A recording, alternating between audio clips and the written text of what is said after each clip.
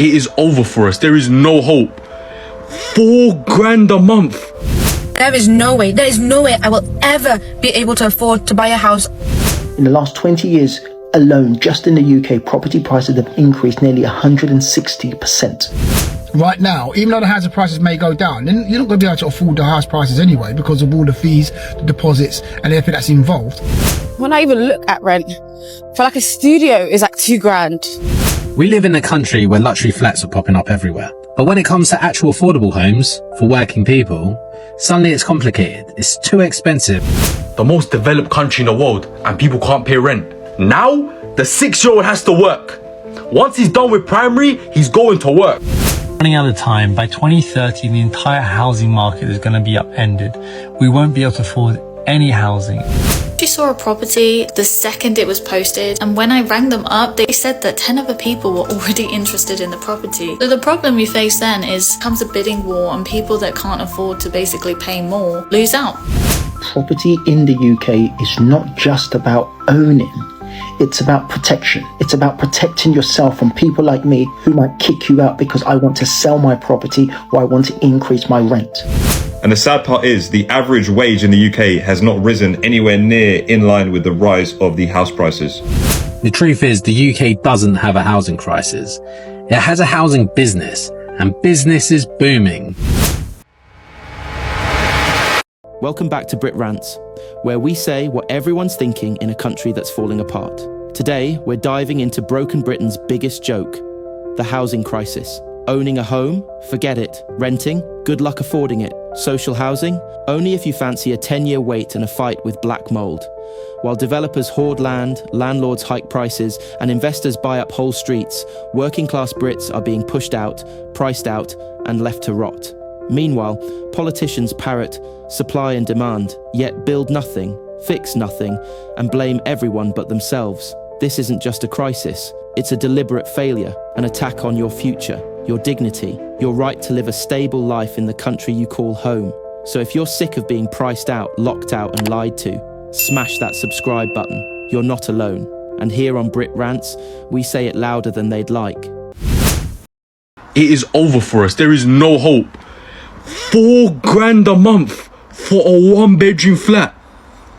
$8,000 a month for a 2-bedroom flat. I'm 18, right? I'm still living in my childhood bedroom, as you can tell by the blue walls. I'm gonna be stuck here till I'm 35. May God be with you if you're making minimum wage in this economy.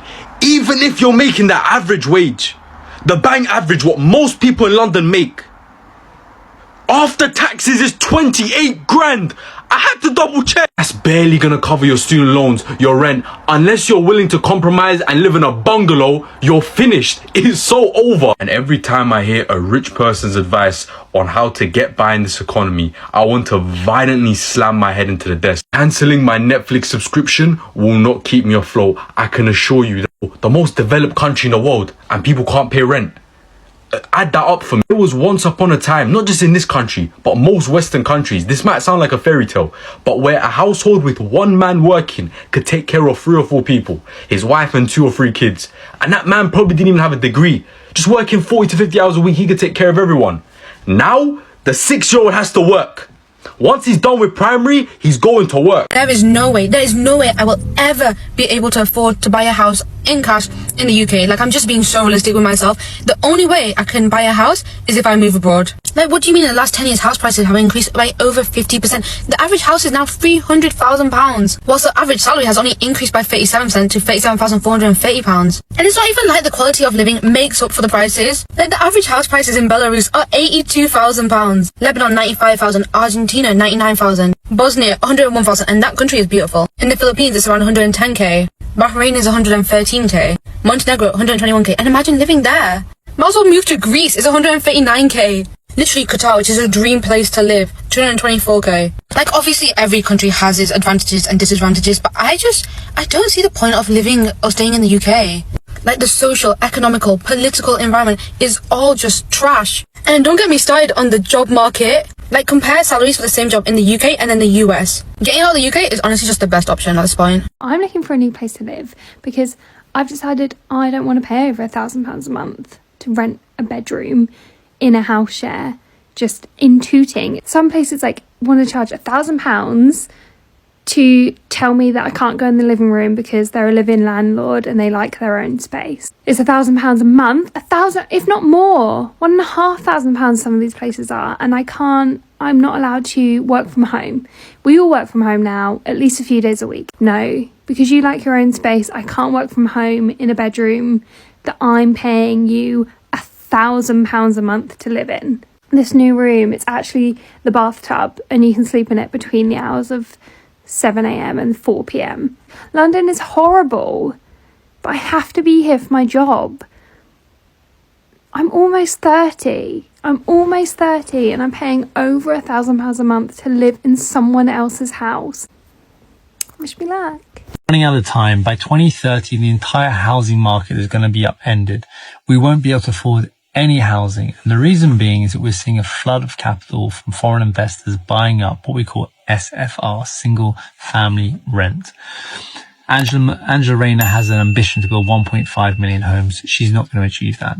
And if any homes that she does build will be through the assistance of foreign private equity. And that's going to come with all sorts of conditions, my friend. That housing is not going to be for you. It's not going to be for me. It's not going to be for residents of the UK. That housing is going to be gobbled up by foreign pension funds, foreign private equity. There's going to be a housing crisis beyond what we have ever seen before.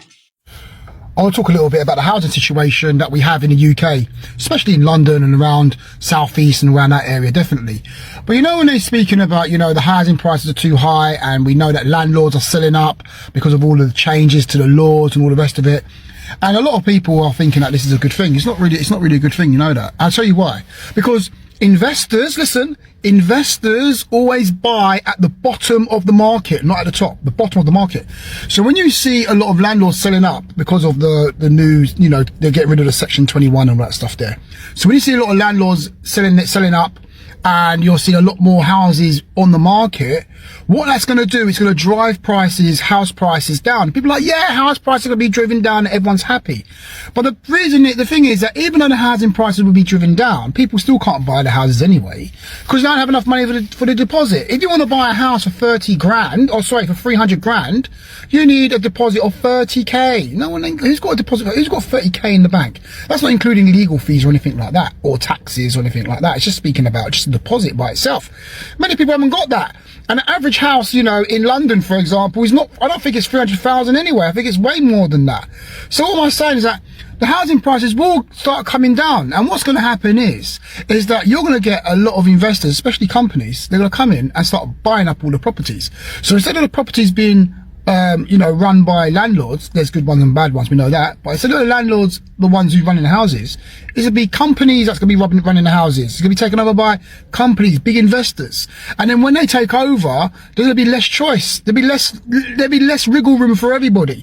So those who are renting right now, even though the housing prices may go down, then you're not going to be able to afford the house prices anyway because of all the fees, the deposits and everything that's involved. You still won't be able to buy nothing, but the landlords are going to be leaving, the price is going to go down, people still can't buy houses, still going to pay higher rents anyway. Rents are not coming down. Listen, rents are not coming down. Once rents go up to a certain level, they're not going to be reduced. Companies are not going to reduce them, no one's going to reduce them, they're going to be high. But the only difference is going to be is that you'll be paying that money to a company and not a landlord. So it'll be like a monopoly's taken over. So I think that landlords leaving the sector is not really going to be, it's not going to fare well. A lot of people, I hate landlords. Yeah, you can hate landlords, you can hate this and hate that. I get all that sort of, that perspective. But at the end of the day, it's still not going to fare that good for those who are renting because they think that rent's going to come down. Rents are never coming down. But anyway, that's my thoughts. What do you think? So I just spent the past 2 hours now, actually, sitting in front of the computer, literally just looking at properties online, trying to at least find something that I can inquire about a viewing or something, and it's just so difficult. Like, even my computer is overheating, but it's actually so difficult. And what annoys me the most, some of these properties are actually insane. You mean to tell me a 1-bedroom flat in Walthamstow goes for £1,600, no bills, no council tax, nothing included? Look at these walls, please. What what are with these prices? And trust me, I've seen a few other that are just on the same level, but it's just so difficult. Like, it's actually so hard. Honestly, I know the renting market right now and the housing market right now is incredibly difficult, but it's just impossible to really find something. Like, yeah, I can't believe I actually spent 2 hours. Like, I just sat down and I went through multiple websites. I genuinely don't understand how they expect people to survive this city. Like, I don't know, it's really becoming hard. Like, and I really just don't want to leave it for last minute. Hot take, but renting in the UK is just as hard as buying a house. Hi, my name is Cora. I'm rebuilding my life at age 28. I'm currently trying to move out of my parents' house, and I'm coming up with a few obstacles along my path of trying to rent a 1-bedroom flat. Now, before you say, well, why don't you do a house share? It's just personal preference for my mental health and my neurodivergence that I want to live by myself. That is my preference, and I'm not going to settle for less than that. I may personally be fine in a house share, but I am not with my anxiety, and I know what's best for me. First problem is the price of rent. Ideally, I'd love to rent at 600, but it's looking at 700, and okay, I've just had to accept that. Yeah, you could say, well, you could be earning more, and yeah, I could be earning more, but I was unemployed for 5 months, and I've literally only just got a job, and I'm just getting myself back on my feet. Second thing I'm coming up against is a credit check. Now, I've only just paid off my credit cards, and I've had to close some of my credit card accounts, so I know that's going to affect my score, but I don't want to have the credit cards anymore because I don't want to end up in credit card debt again. It seems mad to me that your credit score goes down if you close a credit account and pay off the card. But here we are. The third obstacle I'm coming up against is that you have to earn 3 times the amount of the rent. Personally, because I've learned how to budget and live off barely nothing, aka universal credit, which was less than $400 a month, I certainly don't need that much to live off, and I can survive very much on the amount that I would be able to survive on after rent, but my salary at the moment is not 3 times the amount of 1 month's rent, so I have to have a guarantor. Now, the final thing I'm coming up against is how competitive it is. I literally saw a property the second it was posted, and when I rang them up, they said that 10 other people were already interested in the property. So the problem you face then is comes a bidding war, and people that can't afford to basically pay more lose out. Not necessarily complaining, because I know this is how it is. I would just like to hear other people's thoughts. Do you think it's unfair? Do you think it's very difficult these days? What are your thoughts on this? I'm currently staying at my mum's house for the next, well, I've been staying for the last few days, for the next few days as well. And it really upsets me that I've lived here my whole life. I'm 32, on and off. Obviously, I've moved abroad and I've moved to South London or whatever. But it really upsets me that I won't ever be able to afford to live where I'm from. I can never get a council flat, even if I wanted to, even if I tried. And like, I have to like learn a whole new area every single time I move. Like, I'm just currently walking around my area, and it's just like, it's really sad that like I'm walking past where I went sixth form, and I won't be able to like have my kids here and, you know, raise a family here and tell my kids, oh, I went to school there, or my kids go to the same school as I did. That's not gonna happen. It's actually really sad. And like, when I even look at rent, for like a studio is like $2,000 where I grew up. And God forbid my mum passes away, that council house is going. So it's like really bittersweet, man. Every time I come to the end, it's actually really sad. To live in. Not to live in. Don't buy a house to live. This is what too much of a liability. Like, don't buy a house. You're literally staying there, and then you are paying monthly. Your pocket is getting rinsed because you need to make the mortgage payments. So I'm going to say this in kindness because I think they're young. Now, this is coming from someone who owns multiple properties in the UK. Number one, it's their opinion, and opinions can be wrong, and I think they are wrong. So let's look at it from an economic point of view. The truth is this: in the UK, we are obsessed with home ownership. We're obsessed with having a property. And many years ago, you could laugh at someone for just sitting on Instagram, holding their keys up and saying, hey, I've just bought a property. But I think a lot of people don't take into consideration how big of an achievement that is, but why it's also very important. Property in the UK is not just about owning, it's about protection. It's about protection from instability. It's about protection from rising rents. It's about protection from a landlord. I'm a landlord. It's about protecting yourself from people like me who might kick you out because I want to sell my property or I want to increase my rent. But more importantly, and I get it because they're young and they're not considering their retirement, because every single young person assumes they're going to be multimillionaires and billionaires, and there's nothing wrong with that, but the data suggests otherwise. So let's talk about retirement and why property ownership is one of the most important things you can do for retirement. Most people in the UK will not be able to retire unless they've got a property that has a low mortgage or no mortgage. As for property is a liability, obviously they've read Rich Dad Poor Dad, Robert Kiyosaki's book, that an asset is an asset and a liability is a liability. Well, let's look at the data. In the last 20 years alone, just in the UK, property prices have increased nearly 160%. 2004, property prices were around £150,000. Today, 20 years later, property prices down south are nearly 400,000 and the average property price is £288,000. If we go all the way back to 1995, and I'm sure they weren't born then, average property price was £50,000. Today, it's touching £300,000. No matter what you say, property prices are going up. But I'm not saying you've got to buy a property tomorrow. I'm saying make sure it's on your little dream board. Make sure it's on your goals. Make sure it's something you are considering, because pensions are shrinking. Trust and belief in our government to look after you in retirement is disappearing. Cost of living is increasing. What are you going to do when you are 60 and you're not that millionaire or billionaire that you thought you would be? What, you're still going to be paying rent to someone? You're still going to be at the mercy of a landlord that wants to sell up? I'm considering selling my properties and moving abroad. What happens to all my tenants? So I know it sounds cute. It sounds great. We're all going to be billionaires from business. But the reality is this. The vast majority of people are not business people. So let the vast majority of people buy properties and use that as a way to build wealth for themselves, but more importantly, generational wealth. Unfortunately, they are wrong. It might be their opinion, but they are wrong. The property market needs to crash by at least 60% for the average person to be able to afford a home.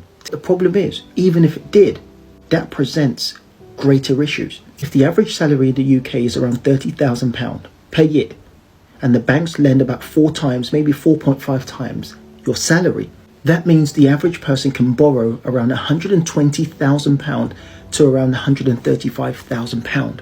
But at the same time, the average property price right now is touching £300,000. That's double what the average person can afford. So to make homes truly affordable, house prices need to fall by at least £120,000. That's 60%. But here's the problem. If house prices fell by 60%, forget about owning a property. Banks will panic. Banks will tighten their lending. In fact, there'll be no more mortgages. So all of a sudden you can afford a mortgage, but the bank will no longer lend because we're screwed. Homeowners, people who already own, would be in negative equity. Their mortgages will be worth more than their home. And guess what would happen? Rents will go up. The average rent in London right now is about £2,400 per month. If we have a crash, we're going to see that significantly increase because supply and demand. There are going to be less properties available. There's going to be people fighting for those homes. Therefore, prices will go up. I think we need to have greater conversations about banking lending criteria and affordability. If people can genuinely afford to pay X amount in rent, they can pay X amount in mortgages. What do you think? Let it crash, let it burn, or do we fix the system? The average UK house price has now climbed to £367,994. And buyers are racing against the clock ahead of the stamp duty changes that come into effect in April. This is crazy because I remember when the average house price in London was this. Now the UK has an average house price of £368,000. Just a couple of years ago, this number was in the 200,000s. And the sad part is the average wage in the UK has not risen anywhere near in line with the rise of the house prices. Since the Thatcher era, we've only built around 250,000 council houses. So there is simply not enough houses for the amount of people that are both living in the UK and the ones that are coming in from abroad. What sort of message does this send to our young people who are struggling to get on the property ladder right now? Graduate jobs are now asking for a bachelor's degree for a salary of £23,000. It's just got beyond ridiculous. Salaries aren't rising anywhere near what young people need to be able to get on the property ladder. I remember when I first started my career in consulting, I made £32,000, but that was all the way back in 2013. Nowadays, I'm seeing jobs that are not even paying that, and we're in 2025. It's just crazy, and this is just a recipe for disaster. This number is going to climb to over £400,000, and it's going to be absolute chaos for the country. Let me know what you guys think in the comments. And if you're not already, drop me a follow. Oh, hi. It's me again. We still don't have a house. No. In fact, we haven't really been trying that hard. I decided to give it a break because I think it was just doing my head in. Literally couldn't stand the rejection and the you have too many kids and you have a dog and everything else that stands against you, even though you've been paying rent for 7.5 years, you never had any issues and it's all been great. Yeah, we don't all trash the houses, guys. But yeah, so just thought I'd pop on and say, if someone wants to buy us a house, that's great. We'll accept it. And I'm still hoping to win the lottery. Housing bubble is huge. It's impossible to tip over. And it's still the biggest thing that people worry about. And it's such a monumental problem that there isn't going to be an overnight answer. But at some point, you're going to have to fight back. And I'm all for fighting back. It can create a monumental problem. Let's say, for example, that the government decide to step in and devalue all the properties so people can afford them. Well, what happens to the people that have already bought those properties? You're going to take away an enormous amount of their net worth and the money they've invested in the property. There's going to have to be an answer, but I think what I'd like to say to everybody is don't just wait for somebody else to come up with the answer. I don't own a property in this country, and because I can't afford to. They're huge. I've got investments in a property here, but it's not, if I took up those investments, it's not going to buy me another property unless I go to the West Country or Scotland or somewhere in Wales or somewhere where the property is a lot cheaper. But I live down here in the south and it's a struggle.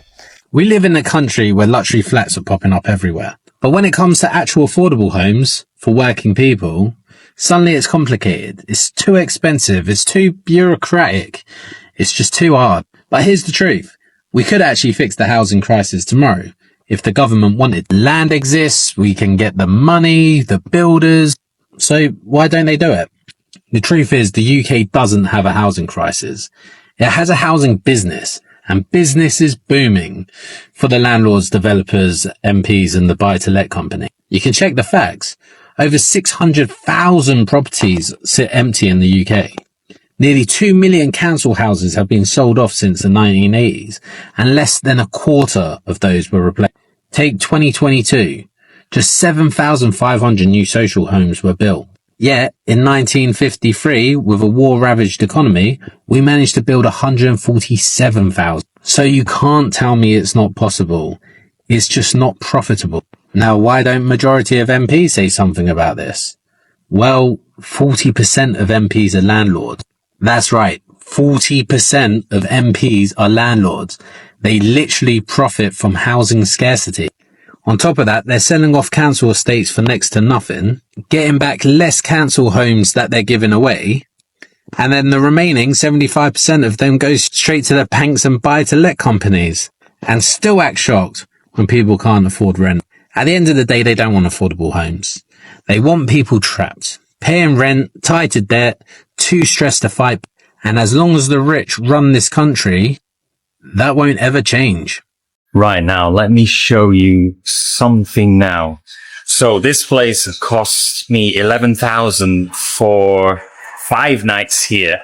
And obviously you've got this super nice view, great location. Apartment looks really nice, good size, decorated well. 11,000, 5 nights. Now we're going to travel forward in time to my hotel that we booked in London, which is the same price, 11,000, but for less time. It's for 4 nights. Same price, 11,000. London. Welcome to London. This is our room that cost us £300 per night. Wait, let's check the view. How's the view? Oh my goodness. Nope, can't open the window. What a lovely view of some kind of dilapidated housing. Welcome to the grey. That's what I like to call England, the grey. Even the walls are grey in the room. In China, you could literally stay in the Ritz, Marriott, Four Seasons, Hilton for that kind of price. Luxury, talking 5-star. But this is what it gets you in London. And if you look here, look, that's all the lights you have in the room. There's 2 lights. There's no main light here, look. Why is that? Because the UK's electricity prices are the highest in the world. And the hotel is trying to save money. So there's no light even. We got the light on it. This is daytime. Look outside. I know it looks like it's nighttime, but this is actually 11 morning. It's morning. It's 10, 11 a.m. in the morning. Can you believe that? Look at that sky. What is that even? Is that clouds? The Labour government is playing a very, very dangerous game with people's lives right now. And it's totally insane. And you know what? The Tory government wasn't much better. But the thing is, if you can understand just some of the rules of the game, you can start playing the game to your advantage. Because for years and years and years, successive governments have been bashing landlords. Not just with the commentary that they make, but with legislation. Section 24 tax changes, which made whole portfolios unprofitable overnight. The new Renters Reform Bill, which has now become the Renters' Rights Bill, has got lots of landlords worried because of lots of reasons. They're abolishing Section 21 no-fault eviction notices. And the hypocrisy of this, the hypocrisy is that there are Labour governments that are currently using Section 21 eviction notices to evict hundreds of tenants so that they can get stock back before the new changes come in. It's absolutely insane. And because of this continued landlord bashing and continued legislation against landlords, lots of landlords are becoming fed up. And because they're becoming fed up, they're selling their properties. Now, if you're a tenant right now, I would be very concerned because as landlords sell their properties, the media tells us, the politicians will tell us it's the landlord's fault that rents are so high. But the thing is, we need to increase the number of landlords in this country to decrease the rents. Because as landlords sell, the supply of rental properties drop. And basic economics, if the supply drops and the demand stays the same or increases, if the supply drops, rents will go through the roof. And that's what's happening. Rents are continuing to go up. And when this new Renters' Rights Bill comes in, we are going to see rents fly through the roof. And we are going to see landlords selling en masse. Thousands of landlords are already selling. This is a problem for renters. But this is a problem that if you have the right knowledge, you can help to solve. Because if you increase the number of landlords, you can help to decrease rents. If you can increase supply and demand stays the same, then rents can be lowered, right? Increase the supply. So you have an opportunity to help in the housing crisis here. Because there are ways, if you understand the system, if you understand the rules, the new Renters' Rights Bill, the changes that they're making shouldn't have a huge impact if you set things up properly. And if you set things up with the understanding of the rules that are coming, right? And so this is actually a golden opportunity for people to get into property. This is a golden opportunity for people to help those landlords that are selling. There are some landlords who feel like they have to sell, like they've got no choice. Using creative strategies, you can help those landlords keep their properties and keep their tenants whilst making money. You can buy the properties off those landlords, maybe not even using any of your own funds. You can use investor funds if you know how to raise it, or you can use creative property strategies to take control of properties without ever having to buy them. And then have tenants in those properties that you can help, because the more supply of landlords there are, the lower rents can become. As landlords diminish, rents will increase. We're not asking for mansions, we're asking for dignity, the right to live without going bankrupt, the right to raise a family without living in fear of eviction or black mold. But until this system changes, until someone takes real accountability, we'll keep speaking up, loudly, angrily, publicly. So if you've had enough of empty promises, sky-high rents, and politicians who don't get it, subscribe to Brit Rants and join the fight for a fairer Britain. Because if we stay silent, they win. Let's make some noise.